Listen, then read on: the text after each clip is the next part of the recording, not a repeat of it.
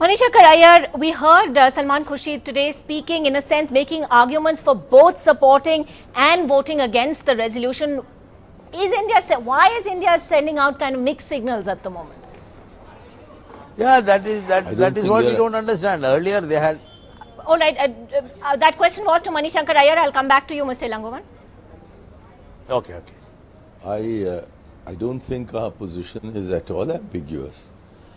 I, as a former Foreign Service officer and one who's been involved in several UN negotiations, including negotiations that have taken place in the Subcommission on Human Rights, and that too in connection with Sri Lanka, because back in 1983, when the issue was agitated first there in a major way, I was heading the UN division.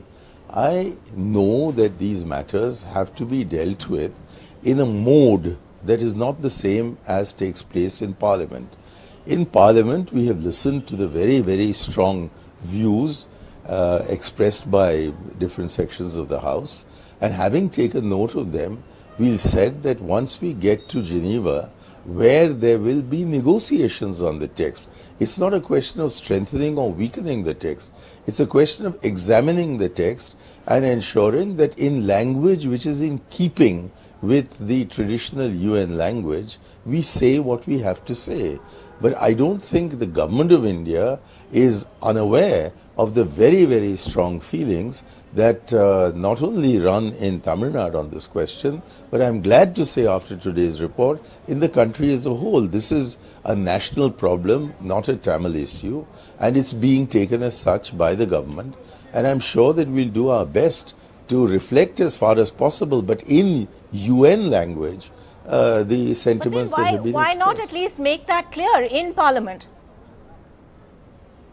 Because on all issues of international relations, there is more than one dimension. This is one dimension, but we wish to continue to have an influence in Sri Lanka. We wish to be true to our basic principles of peaceful coexistence, that is the Panchsheel, and it is within that framework that we will work on it. Why assume, as some people seem to do, that the whole purpose of this is to fudge the issue? It's not. D. Raja, Manishankar Iyer seems to be making the point that it has to be a balance of politics and practicality. I can see you disagreeing over there.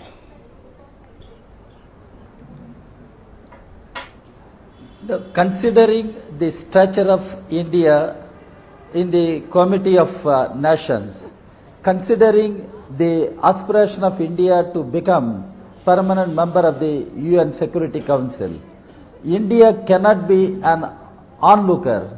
India cannot be a silent spectator when a serious issue is being discussed in the current session of the UN Human Rights Commission at Geneva. India should play a proactive role, and role which can allow India to look into the text says India does not want to play Big Brother. No, it is not the question of Big Brother. It is question of a sovereign nation. India being a sovereign nation, Sri Lanka being another sovereign nation, and it is immediate neighbor to us. India knows fully well what happened in Sri Lanka. India knows fully well what is happening in Sri Lanka. India can be the best judge on the issue of horrendous war crimes and human rights violations in Sri Lanka. Without the knowledge of India, nothing happened. Even war did not take place without the knowledge of India, without the help of India. Therefore, India has a moral position, moral responsibility, ethical responsibility. India should become proactive, and India should be an active player, even in strengthening that resolution and bringing an accountability on the part of Sri Lanka. India should demand an international investigation into war crimes and human rights violations, and India should see the text of the resolution, and India should become party to the text of the resolution. Let me just take that. See that Sri Lanka is... Right, let me just bring India in should vote against Sri Lanka. That's what I'm saying. All right.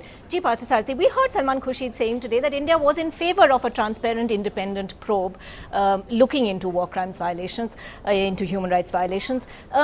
Is it enough to say that?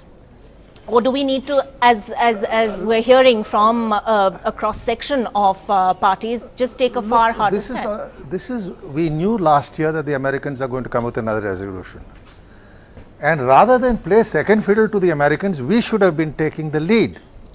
Now, what are the aspects involved?